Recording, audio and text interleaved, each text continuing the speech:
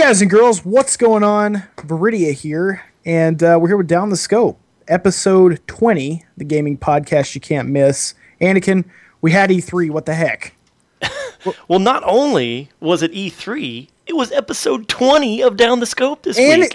And it was 20, what the heck? What am I thinking? Yeah, you're right. Holy cow. So we got like a 20 episode anniversary. When's our next one going to be at 30? Sure. Any reason to celebrate is a good reason. I think we should open every podcast with, hey, and it's also episode 21. Exactly. But we had E3, and so that means that we've got a lot to talk about. Unfortunately, we've only got about an hour to talk about it in. So what I've talked about with Anakin, what we've kind of agreed upon, we're going to talk about some of the major stuff that happened. And then we want you guys to send us an email after you've listened to the podcast, of course. Don't do it right now.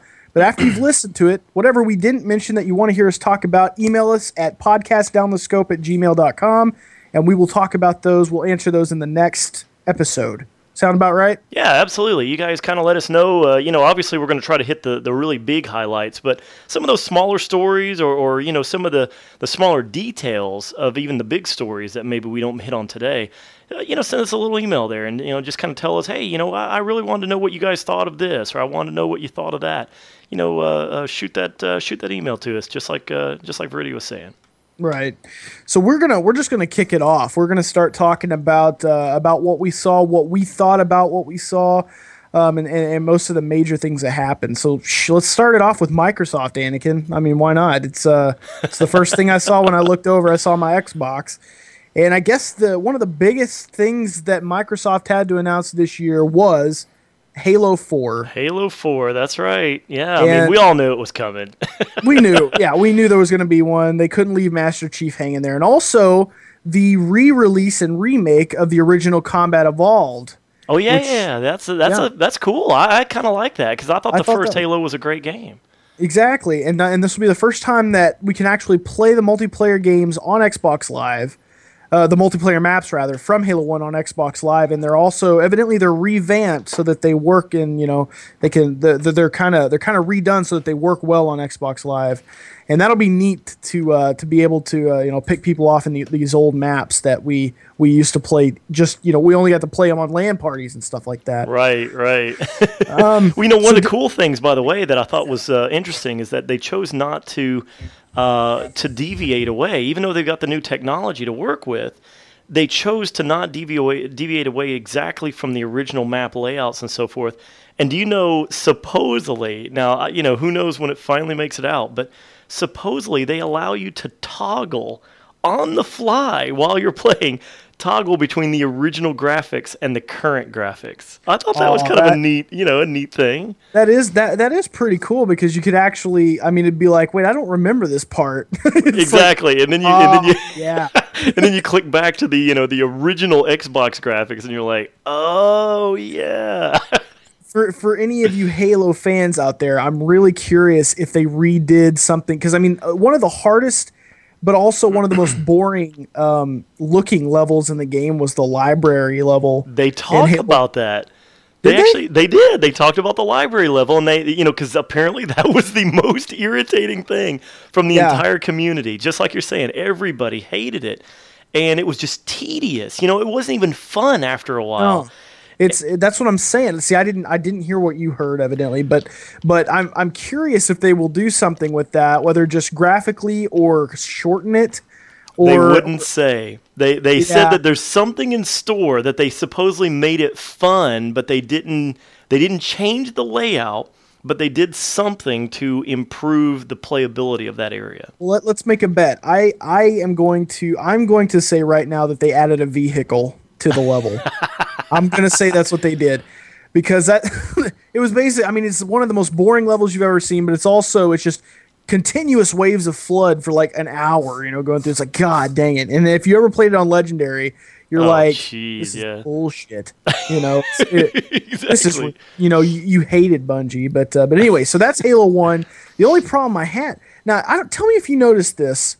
Did you notice that the graphics, they didn't look as good? Yeah, I kind of thought that. They didn't look as good as they could be.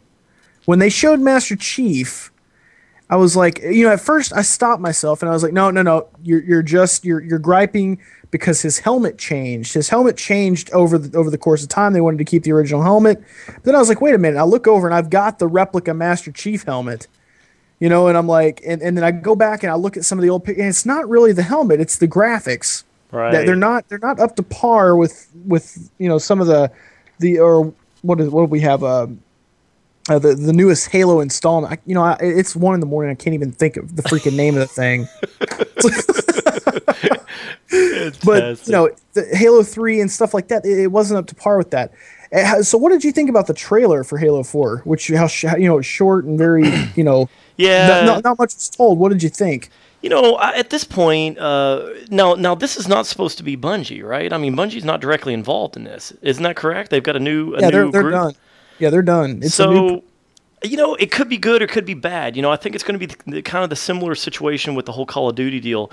Right now you got that community term out there, about like, you got Treyarch or whatever, and everybody, obviously everybody has a soft spot for Infinity Ward. So I think what we're going to see with Halo 4 is kind of the same thing we're going to see with Modern Warfare 3, and that is a different, the same kind of game, but we're going to see somebody else's rendition of it, and that's going to be, it could be good or it could be bad, but it'll certainly be interesting to see where they go with it.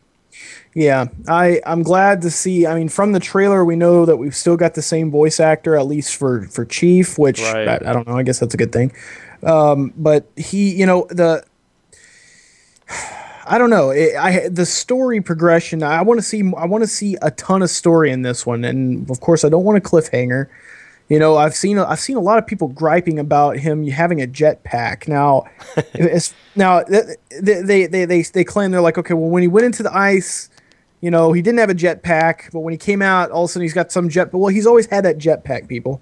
He just never used it for some reason. It's right. always been on his back. He just never used it. Exactly. Just to clarify that crap.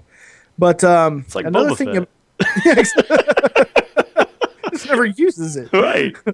But another thing that kind of was weird is the thing was on fire, but it was in space. It was like the thing was like burning.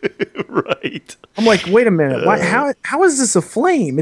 You're literally floating in a vacuum of space. Maybe correct me in the comments. Be like, Verdi, you're obviously an idiot because they were inside of a dome that had oxygen. They said that, but I didn't see that. So I'm sitting there going, consistency, but that's just logic, I mean, that's just physics. But anyway, moving on. The trailer looked pretty cool. It looked like they were being pulled in to some kind of a machine that was built by the Forerunners, some kind of Forerunner machine, which might be interesting. Maybe we'll get to learn about them. Maybe we'll even get to find them. And if you read the novels, that there are actually other Spartans still alive out there somewhere. Right.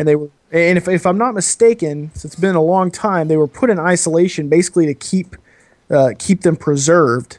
To say, okay, well, if all the other Spartans are wiped away, at least we've got a reserve of Spartan activity. And who knows? He may run into them at some point, and we may get to see a Spartan team again. So exactly, yeah. That might be pretty cool. It might be a nice change of pace. I hope that they keep the gameplay. I'm sure they will. I'm sure they're not stupid enough to go, okay, well, we like your engine, Bungie, but we think we can do better because you stay with what works, and they know this works. Well, it will be interesting. The multiplayer part of it should be interesting to because everybody's always relied on the whole Bungie net thing with all of the stats and all of that. I mean, if Bungie's not involved, what are they going to do with that? What are they doing for the back end? Exactly. Hey, here's hoping that Bungie maybe hands it over, and lets them have it. You would think they would. I mean, apparently Microsoft, since Bungie's not doing it, Microsoft has got the rights to move on. So you would assume that they're going to have the rights to the, to the engine, to the, the networking code and everything. So hopefully, it's like if you were to hand something that you created off to somebody, you wouldn't just want to see it destroyed. You'd be like, well, here, we're going to make sure that you've got everything you need to make it work. Exactly. I'm sure they gave them all of their software, all of their engine and everything. I'm sure they did that at least. So here's hoping. So Halo 4. We'll see. I mean, I'm a big fan of Halo, and I can't wait to see what they come out with. And yeah. So what else did Microsoft do? What did they have? Connect everything. Now, for somebody who has Kinect, how do you feel about this? Here's the deal. I've mentioned this before in one of the podcasts. I got the Kinect. My wife actually got it for me for Christmas right after it came out. And I thought it was. I like to support this kind of stuff because I like innovation. But I've said it before. It's not something that's quite come of age. It's got its shortcomings. Obviously, the biggest part of which is the lag. So, Right. I was really hoping that what was going to happen is they'd come out and talk about, the Kinect 2, less lag, or whatever. Or they'd come out and say, we're doing a massive firmware update. Something that was really going to, revolutionize the Kinect already, being a revolutionary product. I was hoping that they were going to do something, big with it. But really all they're doing now is they're just saying, hey, Kinect is awesome. Everybody loves it. Now we're going to get lots of support for it, and they're going to try to push all these huge developers into it. And it's one of those things that I'm like, well, I don't mind a little extra Kinect functionality, but I don't know, man. I'm skeptical. It's still a laggy. A laggy device. Did you see the Star Wars, the Star Wars game where they? I didn't. They went on and on about it was interesting because you were supposed to be able to. I think you were supposed to kind of like you were pulling a sword out of a sheath or something. You have to make that motion, and then it ignites a lightsaber. And I'm like, you idiots! All you had to do was make the person stand face front towards the TV, and then you whip your hand out to the side. That's the way all the Jedi, especially the evil Jedi, all the Sith, it was like, that's what you do. You whip your hand down to the side. Of course, here I am on a microphone, and I'm doing the motion. Can you guys see this? I whip my hand down, to the side right next to me, and then, you point like you're pointing the lightsaber to the ground. And that, that usually is how they always ignite it. And that was the thing. There's your gesture.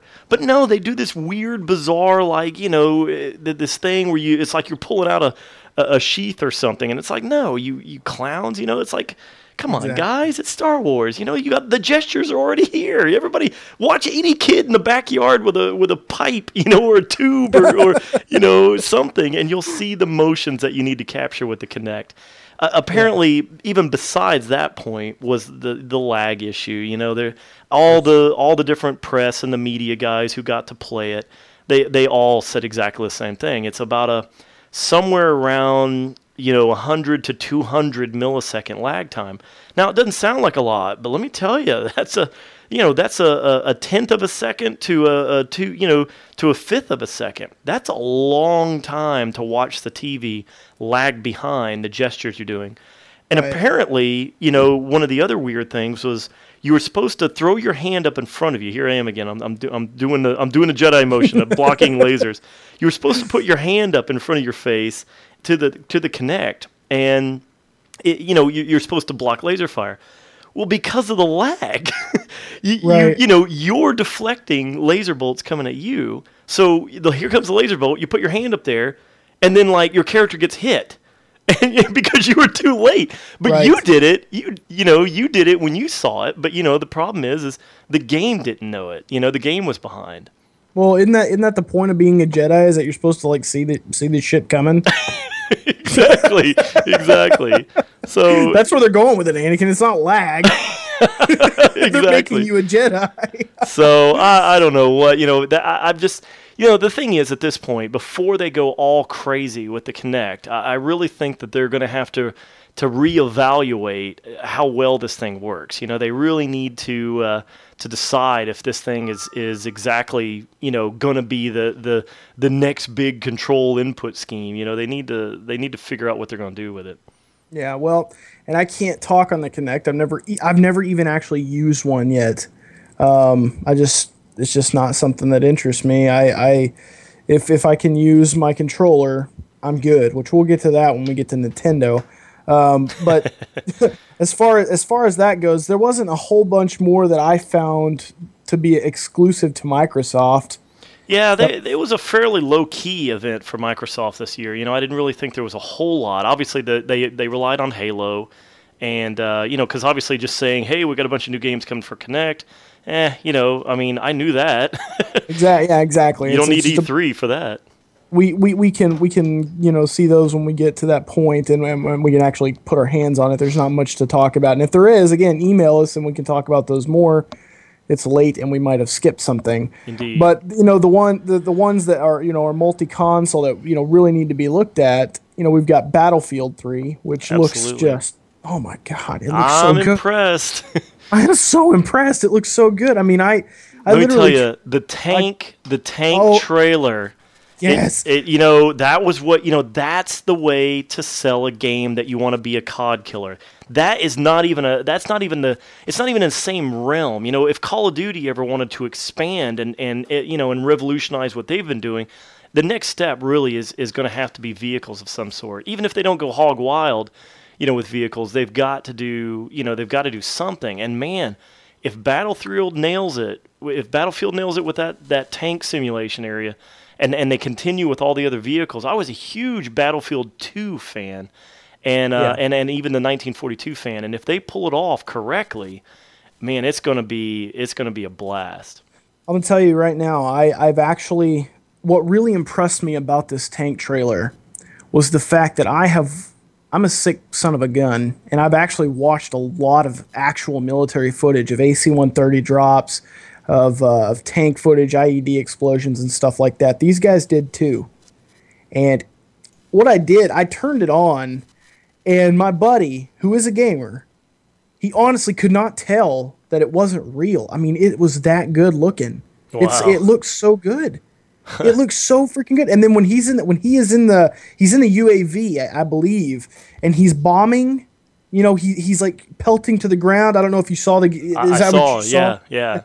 Oh my god, it looks so real, man. I was like, this is exactly what it looks like in real life. Yeah. Like you actually saw chunks of body flying, and like I was floored. I was like, wow. When he's leading his shots I know. to the tank, and you can actually see the progression of the shell. Yep. I was like, you know what? And there is no way Call of Duty could ever do it. This would have to be a cinematic for COD to ever pull this off. This is the way it's going, and unfortunately, what scared me was that I could see a lot of gamers getting bored with that trailer, just because of how real it was. I mean, just the driving sequence alone to get to the action was like 2 or 3 minutes. Yeah, that was the only critique I had on it. If you're gonna do a how long was it? Like it was like 12 minutes or something, 6 or 7 minutes. Long. The thing is I was worried that they were gonna lose people. Because seriously, I think you're right. It must have been 2 to 3 minutes was just driving in the tank, and hearing chatter. And I mean, that's good buildup. But I really think they should have trimmed that back to about a minute at most. Well, see, yeah, and like for people like myself, that was awesome. It really did get me going. I was listening to the chatter, and that's one of the things. If you've ever watched one of these real life things, the chatter is what you're listening for. You're trying to hear what they're saying and hear what they're aiming at, what they're going for. But for the casual gamer maybe, or even somebody who has no attention span, who's just like, I just want to see some points jumping up over their heads when they get a kill. They're not gonna like that.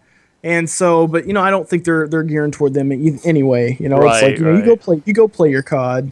But one of the things he kept jumping on about the guy before he even announced Battlefield, while he was introducing it, he was like he was saying it's going to be a free service, this new free Battlefield service that's going to hit. It's free. He just kept emphasizing. I thought that was hilarious because I was laughing so hard. Yeah, the thing is, I mean, we don't need to go over Elite again, but I'll tell you, no. The idea behind the idea behind the guys trying to now charge us for Elite on top of map packs, on top of any other thing. I mean.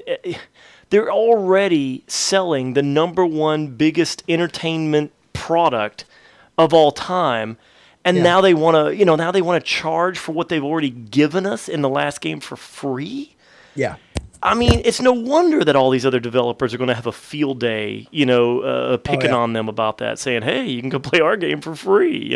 It's phenomenal. Like, and here's the thing: I had very limited time to watch anything. Most of the stuff I did was read about what happened on E3. I've been pretty busy. So, did they announce anything or show anything more about Modern Warfare 3? They showed a few things. I think there was another new trailer that they kind of threw out there. It wasn't really, super exciting. And they showed some gameplay footage, and it wasn't bad. I wasn't blown away by it. I mean, especially, let me tell you, I do kind of feel like Battlefield 3 stole the thunder out of Modern Warfare. You know, it was that tank sequence. And then of course, the other footage of Battlefield 3 that's been thrown out there this year, Modern Warfare 3, I think it's still going to be the game to get for this year. But I'll tell you, man, their marketing guys, I think they kind of lost it this year with that submarine demo or whatever it was. I just don't know if it worked out for them as well as I think they were hoping. Submarine demo. It was something like that. I forget now. I saw so many damn trailers. They either did it was some kind of ship or submarine that they were doing, and it was okay. It wasn't bad. I just felt like they didn't bring anything new to the table with it.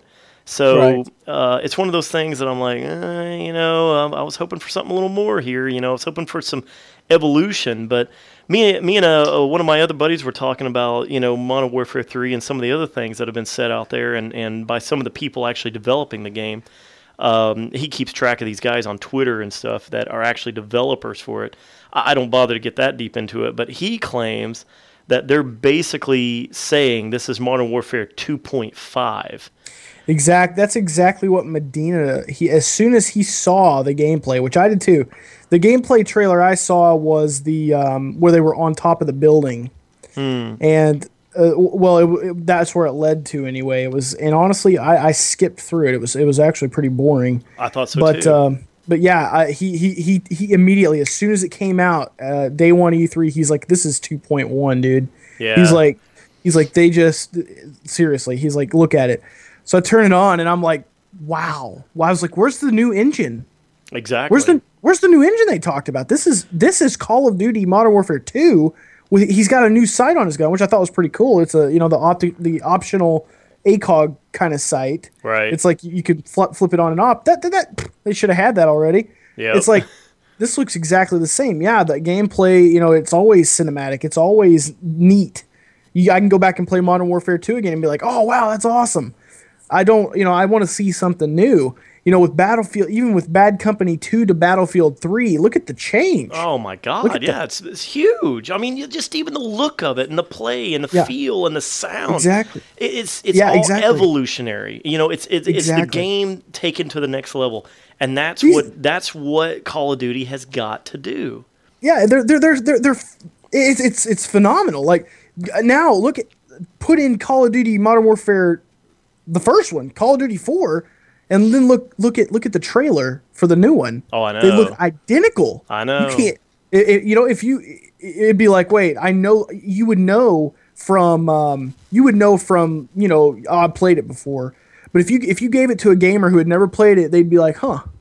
It's the same game, Right, exactly. I really there's a few new tweaks, but I mean, other than that, it's a stale. It's the same thing, but when you get to Battlefield, it's just so different. Yep. It blows me away. Yeah, even and it wasn't just the idea of the tanks. I mean, hell, they had tanks in Battlefield 2. They had tanks in 1942.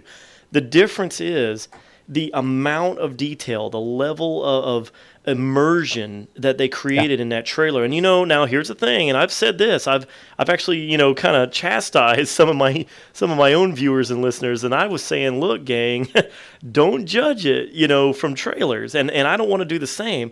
But the thing is, if that trailer is indicative of actual gameplay, and it's supposed to be, that's all supposed to be real gameplay. If the game feels as good as that trailer looks, then they've got a huge hit on their hands. There's no doubt about it. It is definitely going to be one of those games that marks something. It's going to be like, oh yeah, you remember when that game that revolutionized this? It was Battlefield 3. It started a new trend, and yeah, I'm very excited. Another thing that they did that I thought was intelligent, and I at least I think they did. As far as I knew, the release date was in November. They pushed it back to October. Right. They pushed it to like October 23rd, and I'm like, oh, thank God, because the amount of games being released in November now has like tripled. Right. We've now got Assassin's Creed coming out, and I was like, are you kidding me, man? You should have heard me. That's like I was pissed off. I was like so mad because there's at least 12 or 13 games coming out in November that I want to buy. I can't afford that. Yeah, I don't know anybody who can. Well, and not only that, but who the heck has that much time? Exactly. Who's going to play it? You have to choose. You have to be like, okay, well, I've only got a few hours to play at night. It's like I have to pick one or two, and even with 3 games, man, that's an all day thing. Absolutely. Yeah. I mean, if you own 3 brand new games at the same time, there's just no way to truly enjoy each one properly, especially if it's a multiplayer game. I mean, you can't buy Battlefield 3 and then Call of Duty 3 a week apart and go, oh my God, these two are amazing. No, you're gonna fall behind in both if you try to play them equally. You've got to play one. You've got to get into the community. You have to understand the maps, the weapons, unlock stuff, keep up with the multiplayer community. And then when it starts to become stale, maybe some of your friends move on to another game, that's the time for you to move on to that same game. Don't try, to be the best at all these different games. Choose 1 or 2, at most 3, and even then buy them a month apart. Wait for a deal on it. Well, and that's the thing, but here's the deal with that. It's like here's some games that I've been waiting. There are some games in this pool that I've been waiting for. Skyrim, Dark Souls, right? Which is still somehow a sleeper hit, a sleeper game. Like I was surprised. Like, what's Dark Souls? It's like, are you mad? Demon Souls was one of the best RPGs ever made. Right. It is one of the hardest, but I mean, I've never played a game that's so frustrating, but you still want to go. You still want to play. and that's coming out. You've got Assassin's Creed Revelation, which I love the Assassin's Creed, and then you've got Modern Warfare coming out, which is obviously a must have. Uncharted 3. These are 5 games that I have to play day one. But exactly. I can't. It's like this is bullcrap. Luckily, they're about a week spread out, about a week apart. Right. Some of them, like I think Uncharted comes out the first week of November. Right. But here's my plan. See, I knew you were going to go with that. You were going to go, okay, I'm going to buy Uncharted. I'll play it and beat it before Modern Warfare 3 comes out. But my deal is I'm probably going to still be playing Battlefield 3 at that point. So what I'm going to do is I will probably, depending on what's going on and depending on what's happening in the multiplayer scene, I will most likely have bought Battlefield 3. I will be waiting for Modern Warfare 3, and when Uncharted 3 makes it out, as much as I love that series, I constantly tell everybody they've got to play that series of games. As much as I love it, I will probably let it come out, and I will let it sit until Amazon or whoever runs a $40 deal on it or something, maybe in December, or even January for that matter. And I'm gonna wait, and I'm gonna pick it up for and to try to save a few bucks, because who the heck out there can buy all these games? $60 games. Who is spending realistically between September and December? Who the heck is spending $600 on video games? Because, there's 10 AAA titles that will be out during that period of time. And if you truly are a hardcore gamer, you probably are going to want to play all of them, just like we're talking about now. I mean, Uncharted 3, Battlefield 3, Modern Warfare 3, Skyrim, Mass Effect 3, Assassin's Creed, Saints Row 3. Saints Row 3. Yeah, I mean, it's endless, you know? And yeah. The thing is, if you're out there buying $600 worth of games in a short period of time like that, then brother, hook me up. That's all I got to say. That's what I'm saying. That's why when I rage, you know, Brittany's like, "What?" And I'm like, "That's $600. That's money." You know, and I just kick and crap. I'm just so pissed off. I just can't believe it. I don't have the time. I don't have any of that. And it's just, these people are idiots. Honestly, they're like, oh, they'll get it. Somebody will get it for them for Christmas. It's like, yeah, but nobody's gonna play it. It's like, what do you think? Are they gonna pick Assassin's Creed or Modern Warfare 3? Right. What do you think? Come on, Ubisoft, you idiot.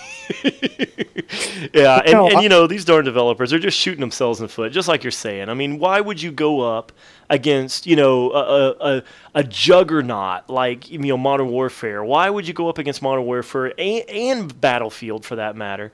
Why would you do that when you've got, you know, all of these other games? Why, you know, what? Just wait until January. You know, they did that a couple of years ago. I think I brought that up in one of my other comment. You know, in one of the other podcasts, I was like, you know, wait, just push the game back a month. You know, push it back 2 months, and you'll get so much better sales. You know. Or think about this. Think about releasing your game on December 26th with all the gift cards. No kidding, man. It's like, oh my God, I just got a $60 gift card and Assassin's Creed comes out tomorrow. Sweet. You know, exactly. It's like, and then that's what you think about. It's like, I don't know. That's just how I do it. It's like, I understand, you know, the shopping and everything, but when you're contending, anyway, we're off topic. Yeah. Let's move on to Sony. Let's talk about Sony at E3. You know, there's some interesting things there. You know, Sony, I got to mix Sony and Nintendo together. What are you going to mix them together? I will in a minute, because their big reveal I have to mix together with them. So we'll do that after we talk about Nintendo. I want to. All right. But the big game for me anyway. What was other than Uncharted? Well, Uncharted 3 was the big one. Did they release another you know, exclusive that they talked about? No. Yeah. No. I didn't see anything. No, see, because Dark Souls, not unfortunately, but Dark Souls is now on Xbox, so it is not a PS3 exclusive. You know, to be fair, they did throw out the Resistance 3. You know, they did, you know, and I mean, I kind of consider that a low end franchise for Sony, honestly. Yeah, well, and not only that, it looked almost identical to 2. Right. It did. Yeah, I watched some of the multiplayer and yeah, it kind of looked a lot like 2 did. Well, you know, they had that other interesting crossover, which was very, very odd, and that is that Dust game, Dust 514, I think they called it. Did you follow that one at all? Do you know anything about that? Oh. I don't. Get this, okay? Get this, Viridian listeners. Let me educate you on this. There is a little-known MMO in the PC world. I actually almost got into it, and I ended up passing. But there is a game called EVE Online, and this is a fantastic-looking space trader combat, you know, conquest. Kind of MMO. Okay, now the weird thing about and I'm probably gonna butcher this a little bit because I have not played it. I actually did. Well, I take it back. I did try to play it, but it was so convoluted. I couldn't even hardly get through the tutorial. The tutorial for the game, just to get into it, takes about 3 hours. Okay, Jesus. But I did go through the entire tutorial. I was so fascinated by the game. But get this, for MMOs, the way MMOs go, you know, they're happy to get 500,000 subscribers a lot of times. Then, of course, you get into Rift and you get into World of Warcraft and some of the bigger ones, you know, EverQuest and so forth. And they get into, of course, the millions of subscribers. But, you know, for whatever reason, EVE Online, they have had this steady group of around 200 to 300,000 subscribers at any given time. Now, that's generally... They call it a success because they're so consistent, but almost any other MMO out there would consider that to be a failure. You know, that kind of subscription base for the most part isn't going to pay the bills. So these guys, for whatever reason, this EVE Online community is so unbelievably like fanatical about this game. And I can see why. It just didn't appeal to me, but I could see why. But anyway, this is a PC-only MMO that is all in space, and it's conquest and combat and all this crazy stuff. They somehow, they got together, and they made, this is so bizarre, okay? They made a first-person shooter or actually, yeah, it's supposed to be a first-person shooter inside the EVE Online universe, and it actually is played in real time because the universe is manipulated and changed by the players. And so this Dust 514 game is a first-person shooter that is in the universe, and the universe is constantly changing, and the universe is controlled by the MMO. And what's even weirder, the MMO is PC only, and the Dust 514 first-person shooter is PS3 only. The heck? What is going on? That's insane. It's the weirdest. That is interesting. It is the weirdest damn crossover I think I've ever heard of between games. I mean, you can't play the big epic MMO on the PS3, and you can't play the first-person shooter part of it on PC. But yet they coexist. They actually function from the same servers. It's just, I'm like, what? That's insane. I don't understand how it even works. Is it like, I don't know. How weird is that? But it did look very interesting. It looked very cool. And believe it or not, I mean, I was almost thinking, well, damn, I'm a PC gamer. I got a PS3. Maybe I should get both of these. Get into it. Right, exactly. Very strange. But anyway, I thought that was kind of interesting, for the Sony side of things. Once again, I've always said I'm not exactly the biggest Sony fanboy in the world by a long shot, but but I actually thought that was an interesting, release there. It is, and again, like other than Uncharted 3, of course, we've already talked about that a little bit. It looks phenomenal. Absolutely. So, yeah, there's nothing to say about that. Everybody knows it's going to be probably the game to have on PS3 this year. Oh yeah, there will be a Game of the Year edition for sure. Absolutely. But we've got a special. I guess we'll go ahead and talk about it. We've got a special little. The biggest thing that they announced was their PlayStation Vita. Oh yeah, absolutely. Which was the NGP. Right. Now, the only thing that I care at all about this system about hearing was one thing. That was the price. And I'm sitting here going $500-$600. Yeah. And then they dropped this ball of $250, and I was like, hard to believe. I go, uh-oh, Nintendo. Yep. Oh, Christ. This is the most insane thing I've ever heard because, I mean, look at it. I know. Okay, I didn't even look at any hands-on stuff. I read a lot about people being like, this is awesome. But, oh no. It's just like your 3DS is garbage now. I'm sorry, but what can you do? You can play PS2 graphics. Well, guess what?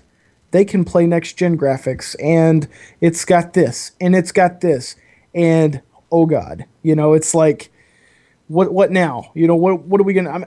This is a day one buy for me, pretty much. It's like the game. They've already got an Uncharted game stated for. They knew this was gonna work. They're like, yeah, we need to put a game that's gonna work for it, an Uncharted game.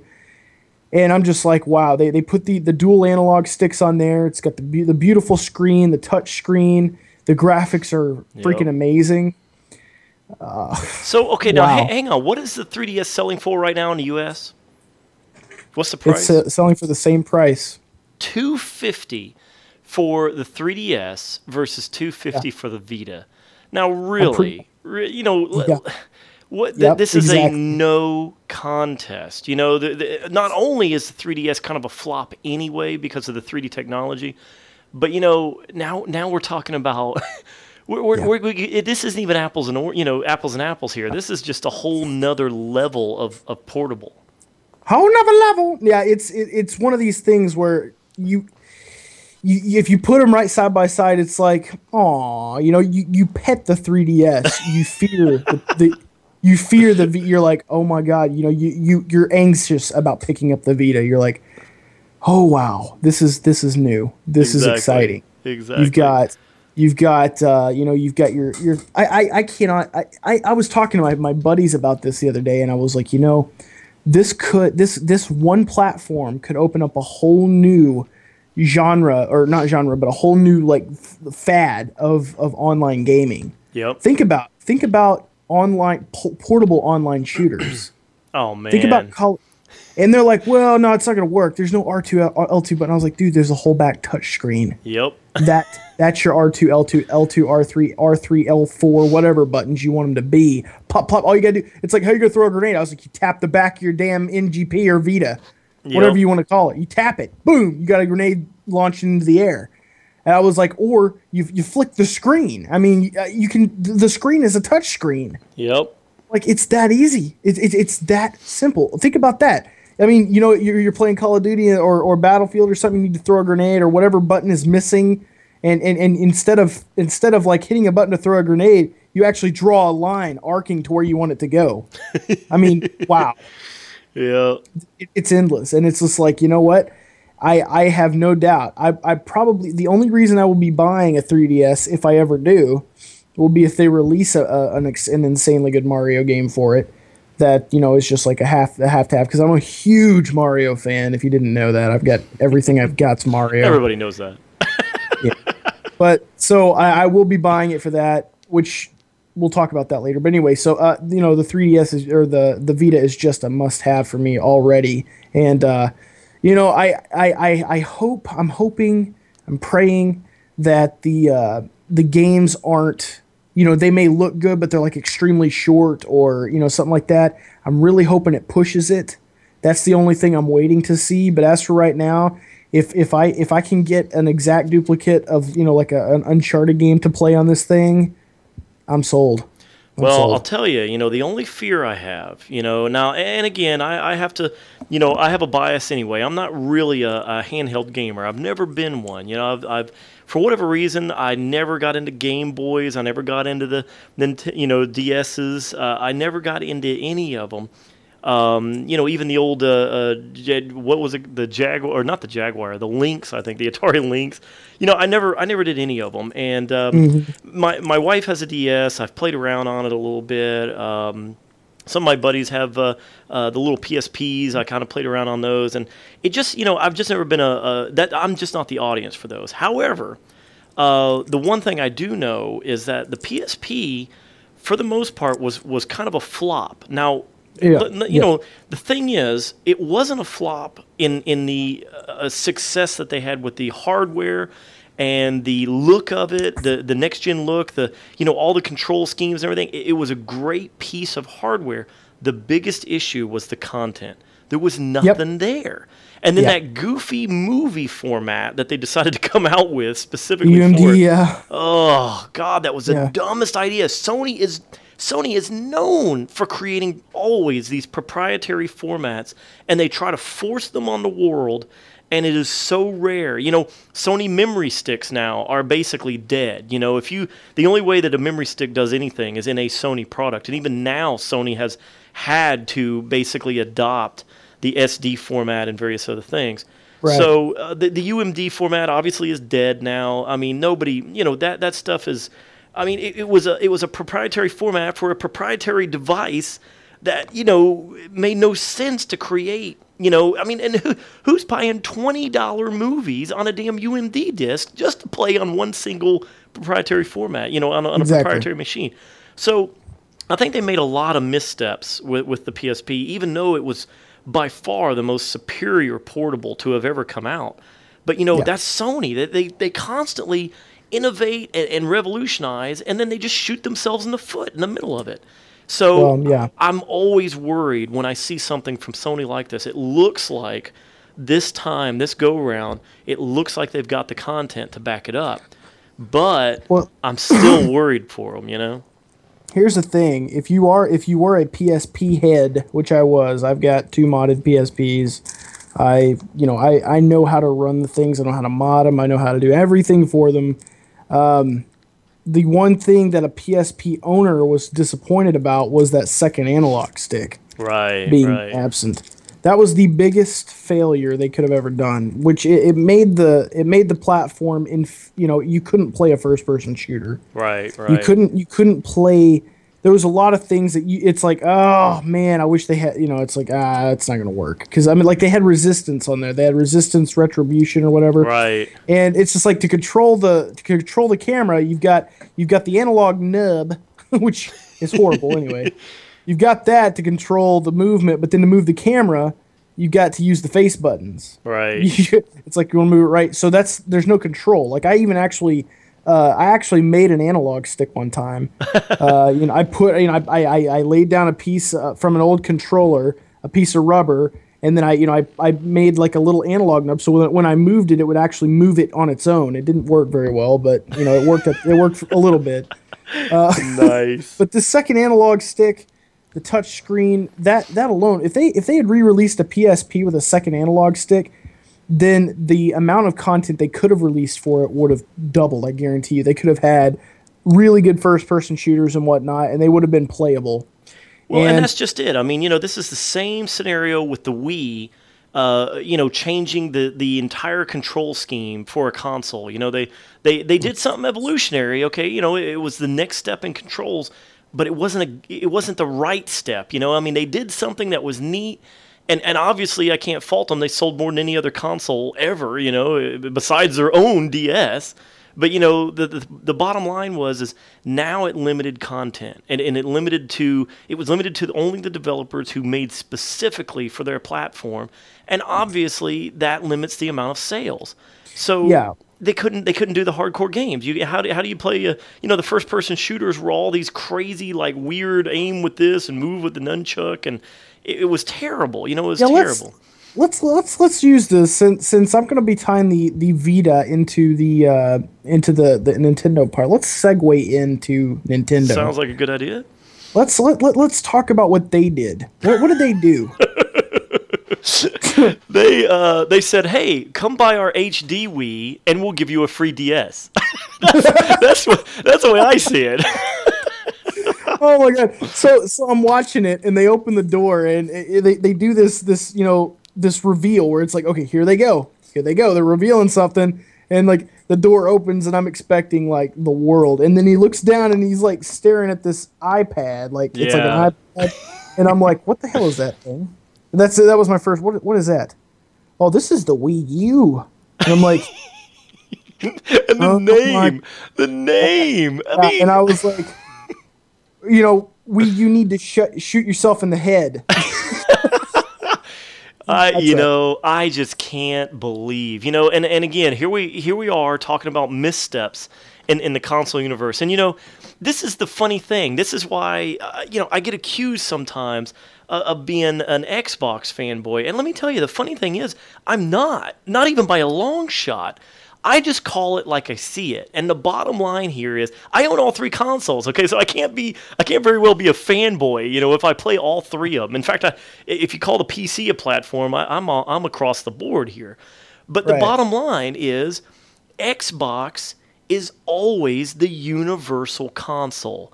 They have got they don't have the best graphics, but they got good enough that's what everybody creates for. They don't have necessarily the best controls or the most innovative controls or even the best controller, but it's good enough that everybody develops for it.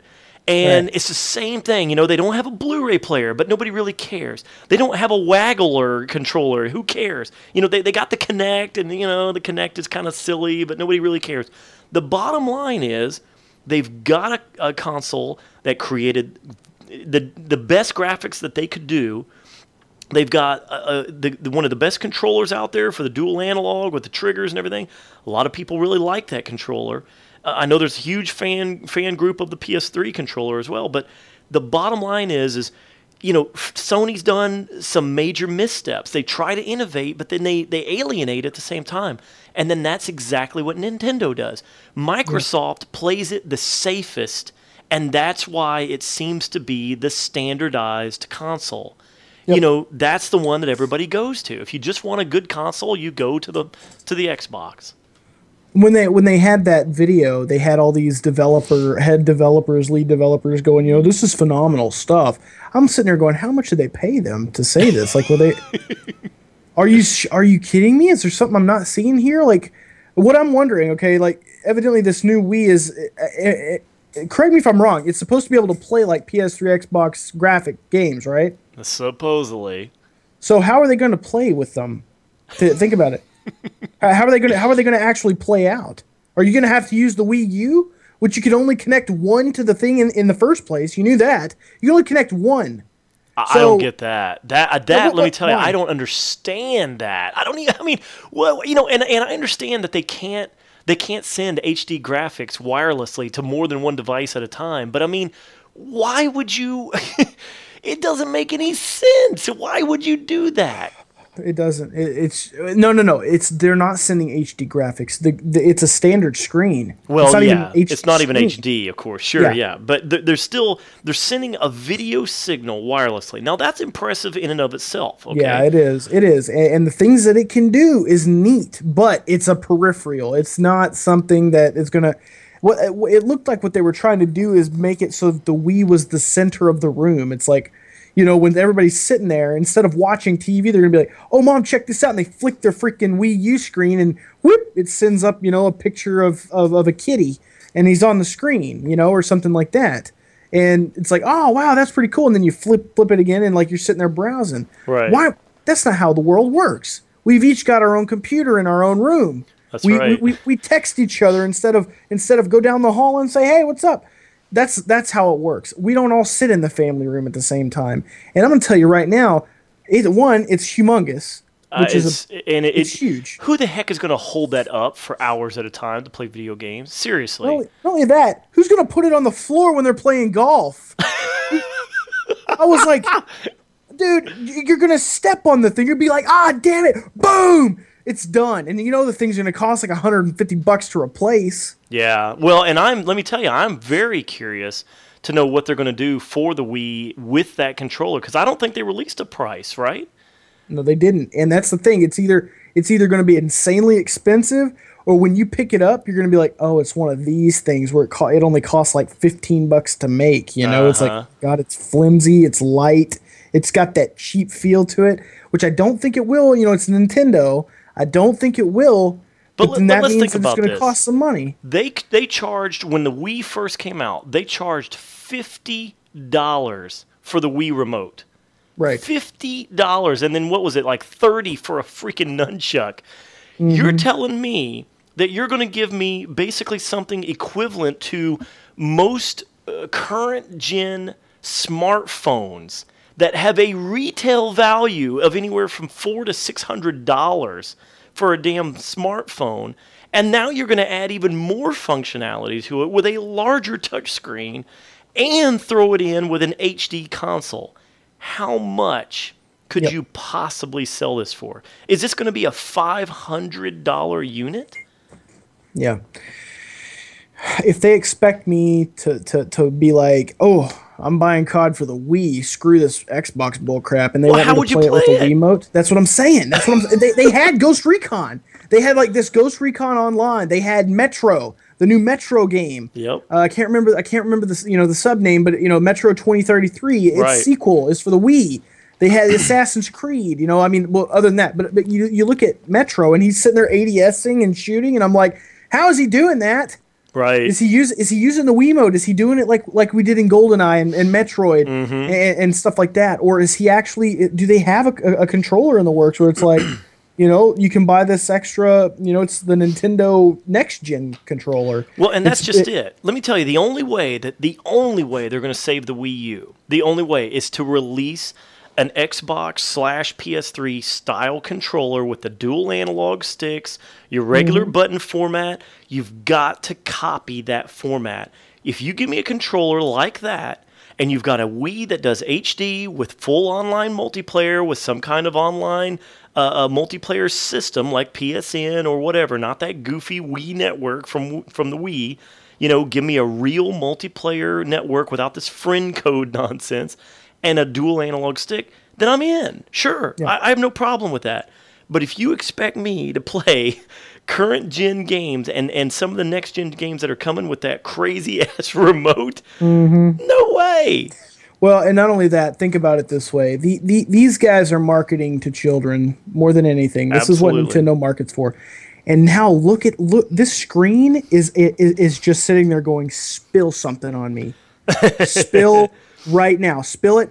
Drop your food on me, and think about the parents. I mean, now if your Wiimote, you spill something on the Wiimote, you go out, you buy a new Wiimote used for like $15 or something. Well, hell yeah, I think they're new these days, $20-$25 even. Yeah, they're cheap. It's like, but you spill something on the screen, whatever, and it doesn't come off. You crack the screen, which is going to happen. There's going to be viral videos of YouTube, kids throwing this crap down on the ground because they can't beat Mario. And it's just going to shatter all over the place. Absolutely. And these parents they can't replace it. It's not a matter of, yes, we will.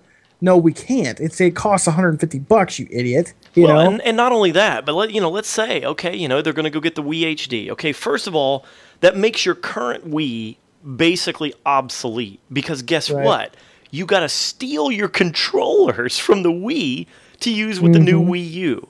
And so now what do you have? You got a little old white box laying over in the corner that doesn't play DVDs, unless you've modded it, and then it doesn't do anything. It is literally an obsolete piece of hardware. Now you can't even sell it to somebody because you can't give your controllers away with it. Right. The price at that point for a blank Wii would be maybe $20. Exactly. It's like there's nothing with it. Like, you got the cords, but you got no controllers. You've got no games. You got nothing to go with it. It's like, it becomes nothing. So, that's a whole nother point itself. I just can't believe it. It's just one of these things where I'm floored. If they had come out of the gate, if behind that door when he had opened it, it had been a souped up looking Xbox controller or something, had a nice HD, looking, not an Xbox controller, but it looked like it had a standard format or even something a little bit different. They had that nice new screen to it, it did something, who knows it. Maybe you could position, maybe it had customizable positional buttons, so it's like, here's these extra buttons. You can actually, in a lot of the new games, you can actually make these buttons do whatever you want, then put them wherever you want on the screen. That would have been neat. But this thing it's just one of those things that makes the Wii unenjoyable for me because now, they showed the new Zelda or whatever the hell he was playing. He was playing Zelda. His inventory screen is now on his screen on his controller. So now I'm sitting here having to look down, go through my inventory. It's like, okay, and I'm flicking a bomb at the screen. All right, here we go. It's taken me out of that comfortable format. It's put me into a new one that nobody else is doing. Right. Which means that it's not going to catch on because we're not doing it on every console. I don't know. Nintendo, they failed for me. Yeah, I have to say that, after it was all said and done, I mean, once again, I go back to my idea that, hey, I want to support innovation. I'd like to see new things and go, what's going on out there because obviously, when the new Xbox comes out and the new PS3 comes, PS4 or whatever, when these things start to kind of make waves and we start hearing about them probably in 2013, maybe even late 2012, when we start hearing about these consoles, they're going to do a big reveal and they're going to, they're going to come out, and I guarantee you what's going to happen. It's just going to be the newer version of a dual analog stick. They're not gonna push the envelope most likely with the next gen consoles. They're probably gonna have new peripherals. They're gonna have maybe the Kinect will be built in, or maybe the Move will be a hybrid Move with your normal controller. Who knows what they're gonna do? Okay, but generally, the idea of the dual analog controller is here to stay. It's here to stay for a long time until we make a massive leap into something like a Kinect. But it actually works. It works for real, first-person shooters. It works for everything else. We're going to have to make some massive leap out of a double-handed dual analog stick controller. There's going to be something that will make a massive jump. But again, everybody's going to make the jump simultaneously. The Xbox and PS3, everybody will do it all at once. But right now, I guarantee you, probably when we're sitting here 2013, 2014, talking about the next console, and they do the big reveal, it's not going to be something like the Wii U. It's not going to be, it's going to have to be something that we're already familiar with for us to adopt that, And not only that, I think I need to make these things don't just happen. You don't just say, here's the new controller, and everybody starts. It's an evolution. It actually evolves. I mean, look at the controller evolution. Go from NES to Xbox, and everywhere in between, it starts to evolve. Absolutely. You go from 2 to 4 buttons. You go from a D-pad to an analog stick. You go from 1 analog stick to 2 analog sticks, and you come up from there to shoulder buttons and so forth. And Nintendo's trying to just throw it out there, just let it be done. Boom, there it is. Right. And it's not working, and it can.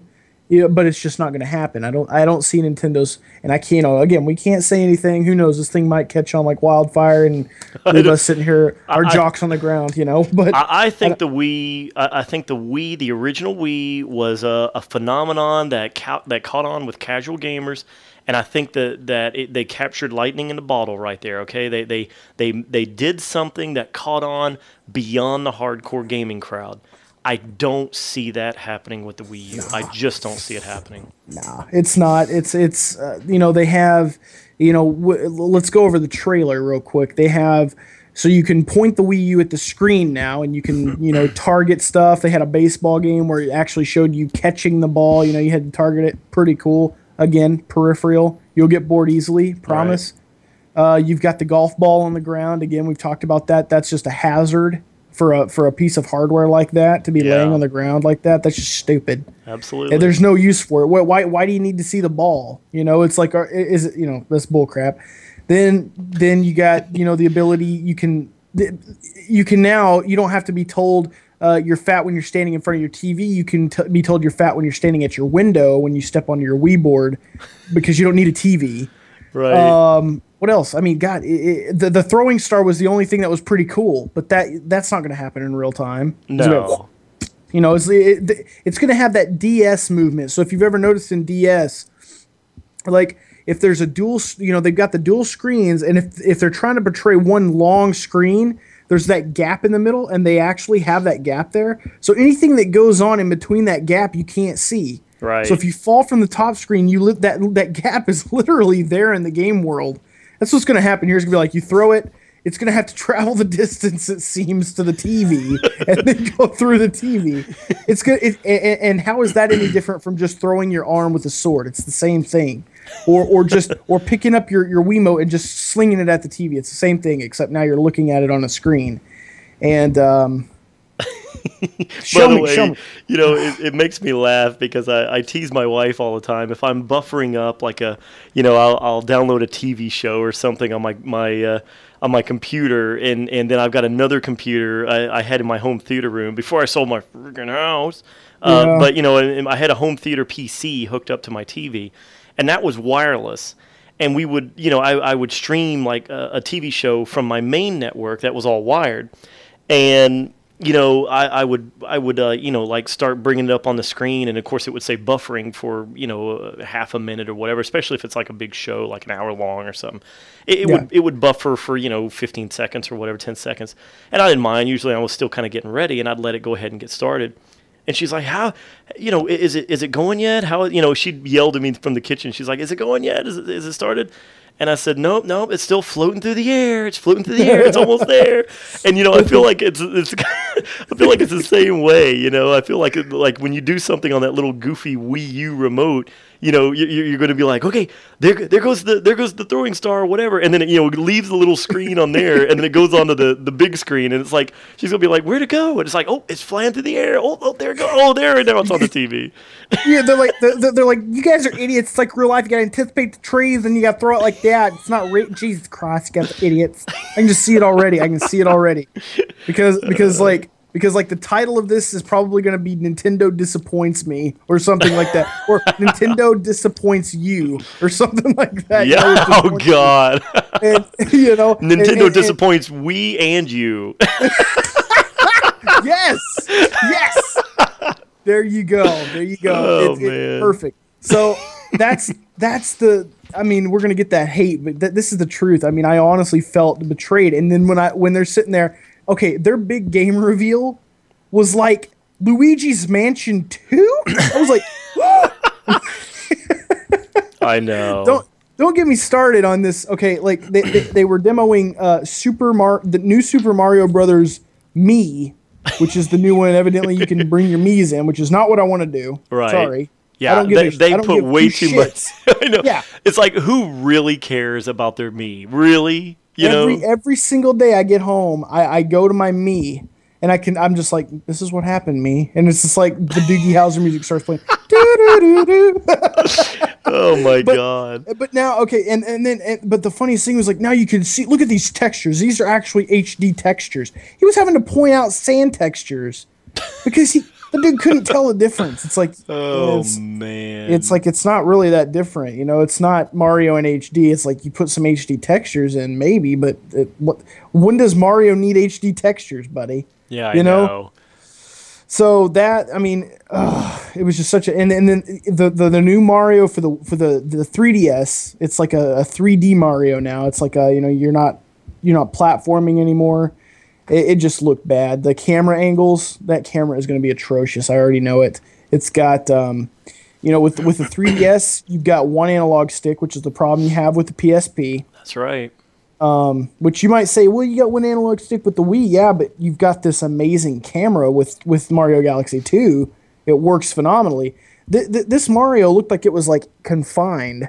It looked like really close down. I'm looking forward to playing it. They brought the Tanuki suit back, which is freaking sweet. Obviously everybody likes that. Right. But they've got the Kid Icarus game. They got these things coming out. But none of this can compete to me like when you throw the Vita beside it. It's like I want to watch the Vita. It's like I'm gonna look over here. This looks nice. This looks far superior, and it doesn't have 3D, but I don't give a crap. Exactly. If I had my friends who have 3DSs and the people online going, this 3D is absolutely amazing, changes the game experience, blah blah blah blah blah, I would jump on it. I'd be like, wow, this is the new way to go. This evidently is a freaking amazing way to game, and it's a new thing. But everybody, they're always like, it hurts my head. And the only reason the only reason I want a 3DS is to play a game that I've been playing for like 15 years. Right. And that's like Ocarina of Time. Yep. Okay? And it just got released and got like a 10 out of 10 by like most people, by the way. They said that it was amazing. Obviously it was amazing again. And they said here's the funny thing about it. It's the best game to use the 3D mechanic. Really? Ocarina of Time. Yeah. They said that this is the game that uses it the best. And I'm like, that is trash. So anyway, I can't talk on it because I've never played one. But from what everybody's told me, from all I've heard, you can't ignore it. It's got to be a headache. So... Well, yeah, Nintendo disappointed me. Speaking of slight disappointments, also, I got to pick on Sony one more time because the Nintendo thing. Obviously, I think everybody's pretty much in agreement that Nintendo really they really didn't come through the way everybody was hoping. But the one thing at E3 that I thought was pretty darn funny during Sony's conference was, they announced the Vita, they bring it out, they start going over all the features, and everybody's like, oh my God, that's amazing, and everybody's just looking at it, and it's like, it's sleek, it's sexy, it's got all these awesome features, it's like the ultra portable, everybody wants this thing, and then what do? Here we go again with Sony shooting themselves in the damn foot. They announce, of course, it's got 3G and Wi-Fi versions out there. Oh, and then yeah, they say yeah. 3G, and they say the exclusive carrier is AT&T. And literally, even in the video, you guys can go watch this on YouTube. There's a universal boo, a universal groan from the entire freaking audience. And it's like, okay, Sony, you guys are not oblivious to the world. You turn on the news any day of the week. The biggest joke in the world for Apple has been the damn exclusivity agreement between them and AT&T. Yeah. Why in the world? Everybody knows AT&T service has been atrocious for Apple. That has been Apple's biggest black eye if they've ever had one. And so what does Sony do? They follow right in their footsteps and do exactly the same thing. And that's, at least Apple did it when nobody realized how bad AT&T really was. Now everybody already knows. And Sony goes, yeah, guess what? You can use AT&T. And it's like, you idiots. God, you know. I that cracked me up when there was that boo. It was, I felt bad. I mean, let me tell you, if I would have been on stage, I would have been like, okay, guys, we need to go back to the drawing board and make sure we've got other carriers that are going to be available. Pull a Michael Scott and be like, you know, we're going to be right back. We're going to have a 40-step plan to get this back on track.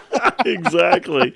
So let me ask you, okay, you're on board for the Vita. You're saying that's a 0-day purchase for you, right? Now, are you going to get the Wi-Fi or the 3G version? Are you going to shell out the $30 a month extra for this?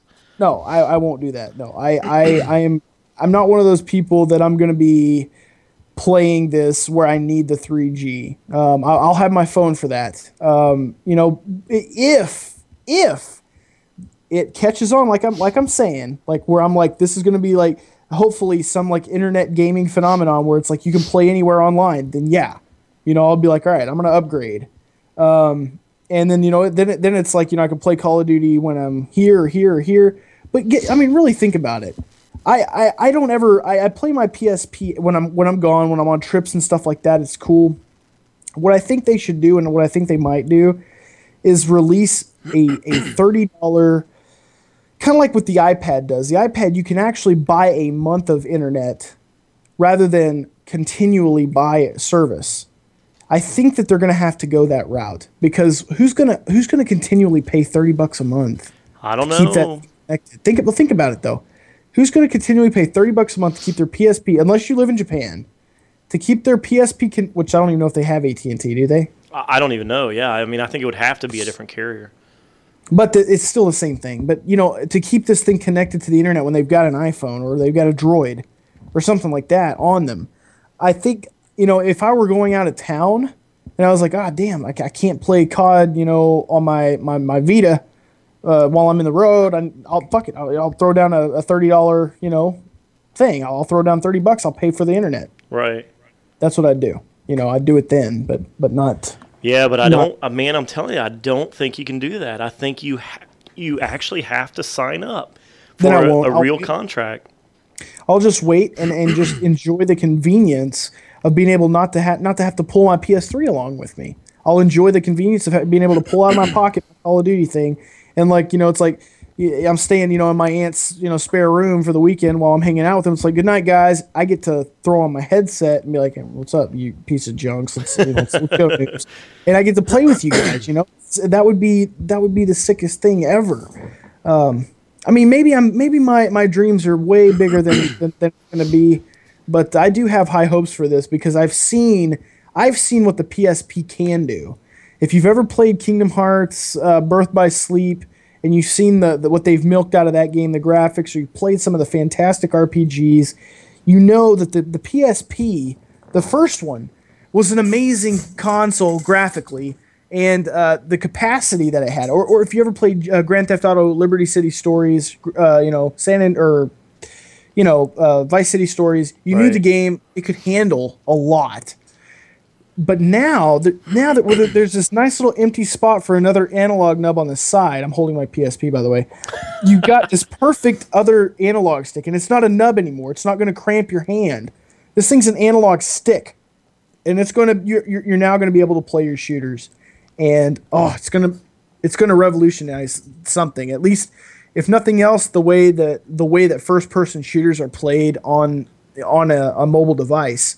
You no longer have to, you know, if you're playing it on your phone, you got to keep your hands on the screen, and that's junk. Can't do that. You know, if you're playing it on the DS, anything, it just doesn't work. You know, the DS honestly probably did first-person shooters the most comfortable any platform has done it, because they had it where you could move with the D-pad, and then you use the stylus to look around, which felt great. Felt really good when you played Metroid or something. So Yeah, I'm up for it. I'm not going to buy the more expensive version. I'll find a Wi-Fi spot and I'll hunker down and play it if I'm out somewhere. So Yeah, that's the way I see it too. but yeah, that's a lot covered, to tell you the truth. That's Absolutely. and that's not even scratching the surface, unfortunately. The game I most looking forward to still is oh no. Hold on. I got to stop right now. I'm glad I remember. What was the game that floored you? I mean, I had a couple, but there was a trailer that came out of nowhere that I almost threw up. I was so excited. Now, well, I'll tell you, for me, the one that really, just really knocked me for a loop was the Battlefield 3 tank trailer, honestly. But, the Far Cry 3 trailer was unbelievable. That's it, man. Any of my fans, they know I am a Far Cry 2 buff. I love that game so much. And I hadn't heard anything about this. And then I see it, and I'm like, and I start shaking. I'm like, oh no. And I click it. And then not only are you getting your Far Cry, but the trailer. Oh, I know. Now, for those of you who haven't seen it, I'm going to reenact it right quick. No, I'm not going to reenact it, but you have to see it. I get to be the guy with the mohawk. I'm Voss. I've seen this trailer like 15 times, okay? Voss is my new favorite bad guy, and I know hardly anything other than he's insane. And the monologue that he gives is not great. Do you know the definition of insanity? Did I ever tell you the definition of insanity? And then, he goes on, he explains, and I believe it was actually a famous quote by somebody. They said that, insanity or craziness is like actually, it's something, it's doing the same thing. Performing the same thing over and over and expecting a different result. Right. And he's like, the first time I heard that, I thought the guy was crazy. I shoot him. He's like, I shoot him in the head. He's like, but then I start seeing it. And then he goes on to, and I'm not going to spoil the trailer. Like I said, it's in my favorites on my page. If you haven't seen it, the ending of this thing, I was sitting here watching it, the helicopter crashed. And I turned to Brittany and I said, do you know the definition of insanity? And I just said it. And then he comes on the screen and he says it. And I just go, oh my God. And I was so excited. I was like, this is the most anticipated game. And it's so silly because everybody else is going to be like, you're an idiot. Obviously, Battlefield 3. But guys, I am so excited because Far Cry 2 is such a good game. I'm a huge fan of open world games. I'm a huge fan of exploration. Far Cry 2 did not get its just deserves, from the crowd and the community at large. No. I think it came out and I think it was overshadowed by some other major AAA titles at the time, and it's such a shame because I loved the original Far Cry. Yep. I loved the Crysis, the original Crysis game. And then, of course, the company split off, and the IP, the intellectual property rights to the Far Cry name split off. And I thought, God, what are they going to do with this whole Far Cry 2 and then the other companies making Crysis? This is so bizarre. What's going to go on here? And I loved both of them. I loved the original Crysis, and then it was like Far Cry 2 came out, and I was like, oh my God, the detail in this game is just unbelievable. And every time I would talk about Far Cry 2, everybody was like, it didn't look very good. I didn't buy it. It's the same. What are you talking about? It's the same thing on my channel. I did this. I've already done this with Just Cause 2 on my channel. I live streamed for 2 hours. I live streamed Just Cause 2, right? And I've gotten at least 30 people that I know have sent me messages saying, dude, I went and bought this game for $10. Best $10 I've ever spent in my life. Oh, yeah, absolutely. Now, I'm going to do this with Far Cry 2. I haven't done it yet because Far Cry 2 isn't one of those games that you can just put in and go, look. It's one of those games that you have to sit down and you start playing it and you're like, wow, I really like the way the Jackal acts. Because the acting, I love the fast-paced acting they had. Mm-hmm. They never even paused for sentences. It was like, blah, blah, blah, blah, blah. Never paused. It just kept going. And it was very well acted. The Jackal was one of my favorite enemies because, in the beginning, he's got these awesome philosophies. They're kind of far-fetched, but he's talking about things that he's seen. He's relating them to the game. Now you've got Voss, who's a complete opposite. He's insane. He's not even there, and he still just makes you like want to know more about him. You want to find him. You want to figure out what's going on because he's murdered. Evidently, he's murdered a whole village of people for whatever reason, just because. They're all like, seriously, he just because he's just crazy. And your guy is like, oh crap, my girlfriend has been captured, which at that point I would just honestly, personally, I'd give up. I'd be like, well, she's obviously dead. Right. But instead he's like, no, I've got to figure this out. I got to find her. And, you know, he gets kicked into a well, you know, Aladdin style, where he's like, you know, tied to something. He gets pulled to the bottom. He has got to get his way out. Oh God, that was it. Skyrim and then Far Cry 3. Skyrim is one of those games that I feel like it's mine. It's like a jewel. I don't even want to talk about it because I'm like, you don't need to experience this. It's mine. You know. I don't know. I feel that weird way about it. But those two games, and then, you know, we got a little bit more on Dark Souls, which obviously a lot of guys are going to look. Oh, it's going to be a sleeper hit again, I think. But it was definitely a good thing to see. We know the best thing about Far Cry 3 is that, you know, at least, even though we got to wait a little longer, at least we'll be past this influx of like crazy AAA titles, and by then, you know, a lot of the newness will wear off on all those other ones, and Far Cry 3 is supposed to make its premiere in 2012. Now, hopefully, it'll be fairly early in 2012, but even still, that gives it enough time for that game to be able to breathe and be its own game and be the AAA title that doesn't get overlooked. You know, if it was, could you imagine poor old Far Cry 3 being like released in November like all these other games? God. It would be completely overshadowed. Nobody would even think about it, you know? Yeah, it would be one of those things that just got destroyed, and it would be such a shame because I remember the only way I heard about Far Cry 2, you know, I heard it in passing, and it was like, Far Cry 2 is coming out, blah.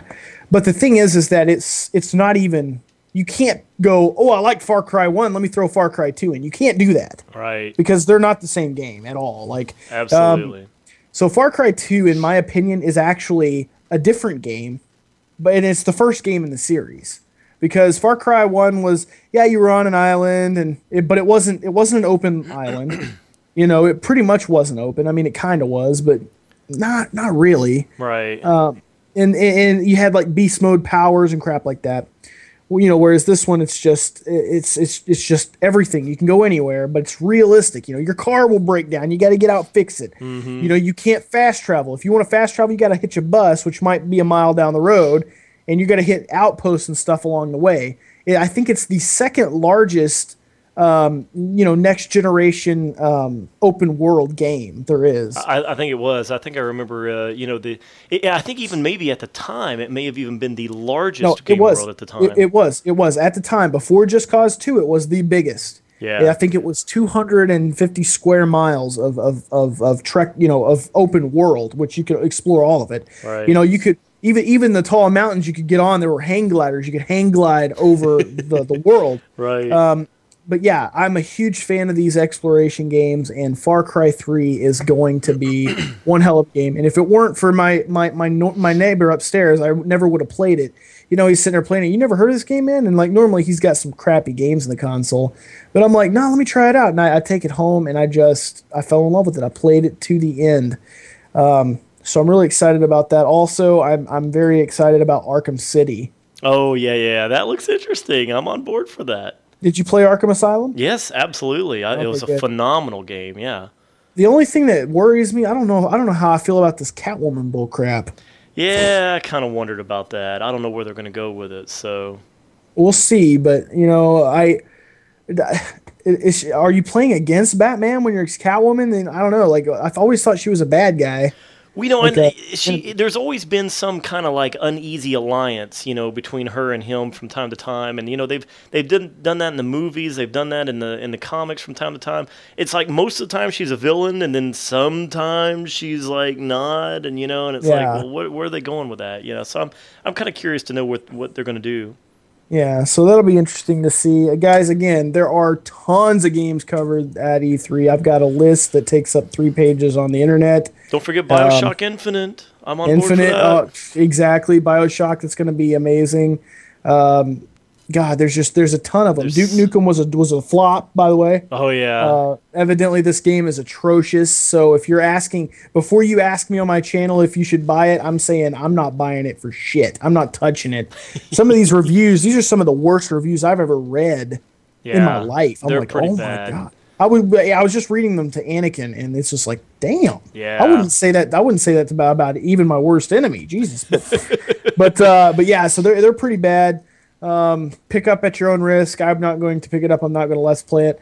Armageddon, Red Faction Armageddon that came out this week. I actually am playing it. So far, it's definitely, I'd say, different from Guerrilla. I think I liked Guerrilla more so far. I haven't played it a whole lot. I've only got a few hours in, but I'd say so far Guerrilla had a much better story. Was a more interesting game world. Only so far. Now I'm hoping that that this Armageddon game kind of opens up a little bit more. But so far the reviews don't seem bad, but they don't seem great. It sounds like it's a little above mediocre. But I love the rebuilding inside of Guerrilla was all about destroying anything and everything you could hit and shoot and run over. In this, you can actually go back and rebuild structures that you've torn down, and it's very interesting. I like that. Idea. Yeah, but they just ripped off Epic Mickey. Well, no, honestly, think about it. They did. That's true. It's like, use your paint to rebuild, use your thinner to destroy. It's like it's true. Very true. By the way, I played Epic Mickey. That game, it was too childish for me. I was looking forward to that, but it held my hand too much. Yeah, I couldn't do it. I was like, damn, I'm not gay. Let go. It's like, don't hold my hand. But right. But yeah, that one wasn't for me either. That's some of the games I've been playing. We didn't talk about what we've been doing. I'm playing through Infamous 2 right now. It's quite a bit better than the first one, I guess. It's a little bit more structured. I've run into some pretty big glitches actually, though. Not in my Let's Play, but rather on my own time when I'm playing it. So that's a bummer. But the powers are back. Everything looks pretty good. It's a buy Infamous 2 if you were a fan of the first one. But you do need to have played the first one, which I think Sony did a good thing by giving it for free, because that they did that knowing that the second one was about to come out. Yeah. There's really no reason you shouldn't have played 3. I keep getting these comments like, yeah, but I just bought Infamous 1, and I'm like, no. Some of these people don't know about this free game stuff. I know. So, but anyway, what else do you want to talk about? I mean, is there anything else that struck you at E3 that we need to talk about and not let the viewers email us about?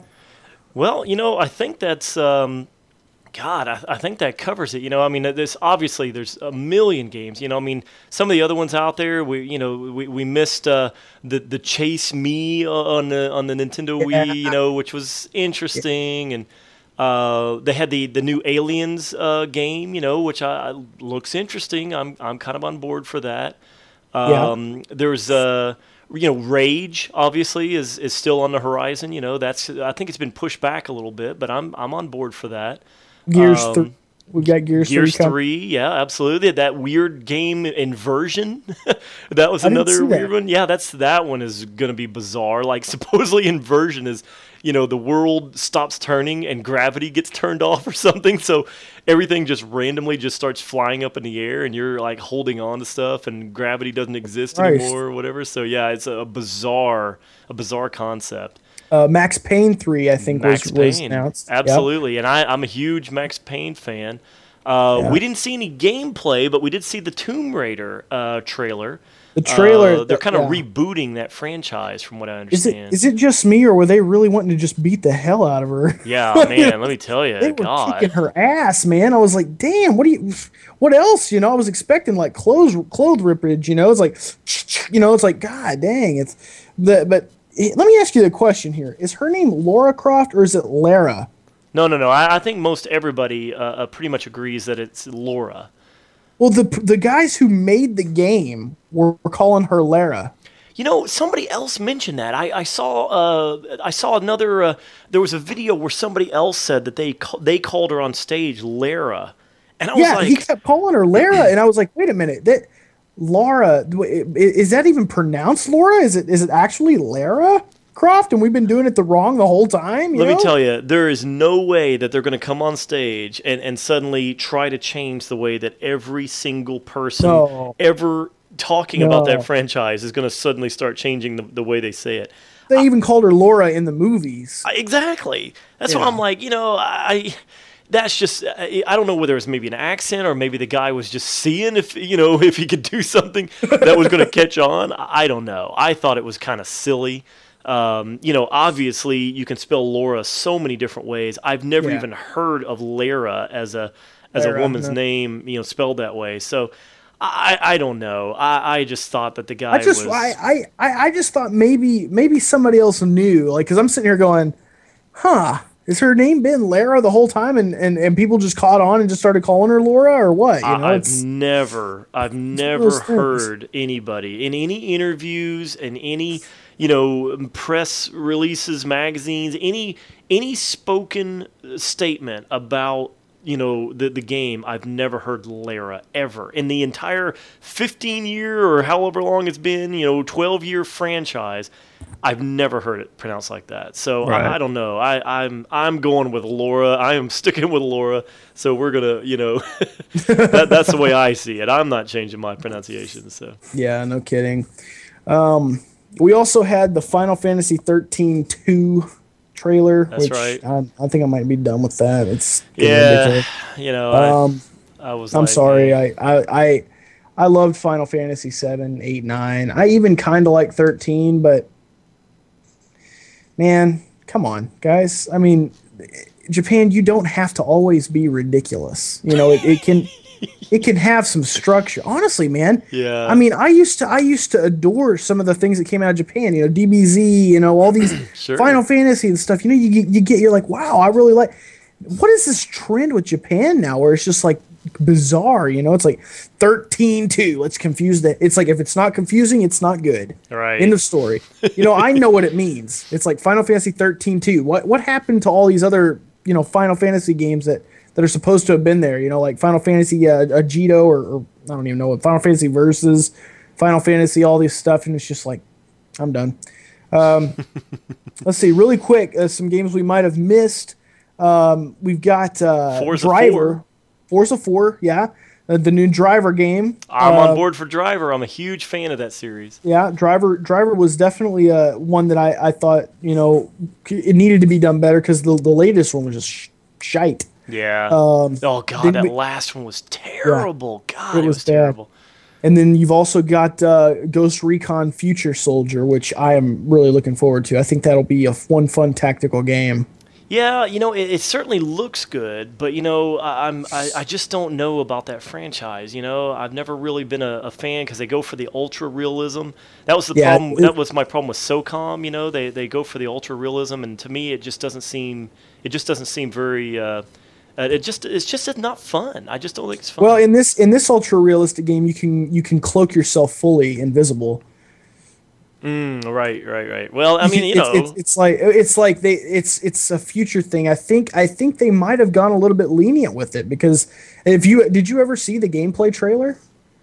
Like the 4-man Future Soldier, like where they were actually it was a 4-man co-op mission. I did. I saw that, and it looks impressive. Don't get me wrong, but I just worry about the ultra hyper realism in there. That's the one thing that always irritated me on some of those. Any of the Tom Clancy games, the Rainbow Six stuff, the SOCOM games, and I don't know. I've never really seen those take off that much. Yeah.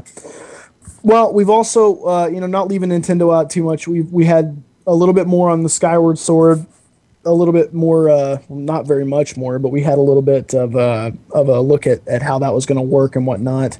Of course, we had the new Mario 3D game. I think it's Super Mario 3DS. I don't know. I might be wrong. Correct me in the comments. But that was for the Wii. Of course, their biggest game reveal was Luigi's Mansion 2, which I don't get where they thought that would. I don't know where they thought that would come into play and be like, yeah, good idea.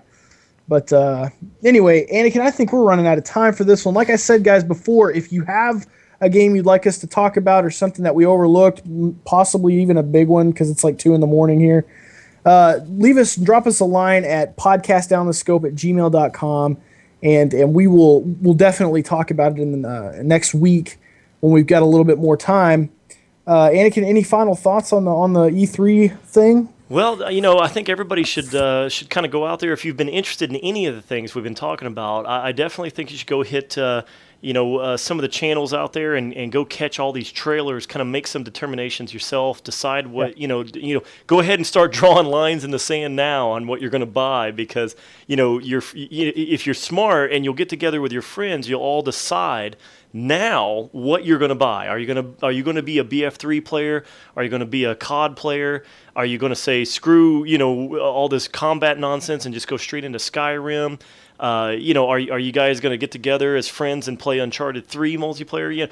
Who knows? Okay, so the thing is, the smart play right now is to start drawing lines in the sand, get your friends together and say, okay, here's what I'm going to do. You guys need to follow me down this path, because what's going to happen is everybody who plays in a social group, you're all going to end up, everybody's got limited money. The economy's not improving.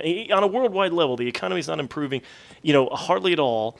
And the bottom line is, I don't care who you are, you're not going to be buying, all of these games this year. 2011 is going to be one of the biggest years for AAA titles, and you're going to have to decide very soon what games you're gonna end up with. And if you plan it right, then you and some of your best gaming buddies can decide what to do as a group, and that way you didn't go buy BF3 and everybody else bought COD, or vice versa or whatever. So that's the best the best advice I can give after all this. So go check all this stuff out. I'm on board with Anakin. Unfortunately, as hardcore gamers we are, we're not going to be able to play everything as soon as it comes out, which, that is a good thing. That means that, by the time we're done with these certain titles, these other ones probably will drop, so we'll be able to pick those up and be nice. Alan Wake 2, yet again, it might be something we look at. Did they say anything about Alan Wake 2? I don't think they did. There was a brief mention somewhere. I don't even know if it was at E3, but they have talked about Alan Wake 2, and man, I love the first one. I highly recommend it. You can buy it for like $10 to $15 new on a good day if you check out some of the deal sites. Yeah. So if you haven't played that one, and especially if you like LA Noire or Heavy Rain or any of the very, very deep story-driven games, I highly recommend going to check out Alan Wake. Right. Yeah. So yeah, again, I'm just trying to think of crap that we might have missed that might be a big deal. Anyway, if we did, like I said, drop us a line and we'll get to that. Hopefully I can give you maybe a review on Alice as well. I haven't heard much about that either. So guys, thank you for watching so much. We really appreciate that. This has been episode 20 of Down the Scope. Episode 20. Episode 20. 20 straight weeks. And you know what? Tell us in the comments if you have listened to all 20 episodes. I want you to tell us down in the comments that you are a hardcore Down the Scoper and you have listened to all 20 episodes all the way through. Tell us down in the comments. And the only way we will know if they are is if they listen to this last part. That's right. There you go. And we'll give you a shout out. If you tell us that you have heard all 20, then we'll do a shout out for you. Wait. Wait a minute, because like somebody's gonna be like, go to the end part, blah blah blah, or say you're a DTS, something like that. The whole next episode will be nothing but us giving out names. If you listen to this far into the podcast, type the word banana. Done. There you go, and we will give you a shout out, but don't say anything about it. All right, anyway, this has been episode 20 of Down the Scope, our E3 episode. All right, Anakin, any last words? That's it, man. As always, we thank you guys for listening and watching, and we'll see you with episode 21. Have a good week, guys. See you later.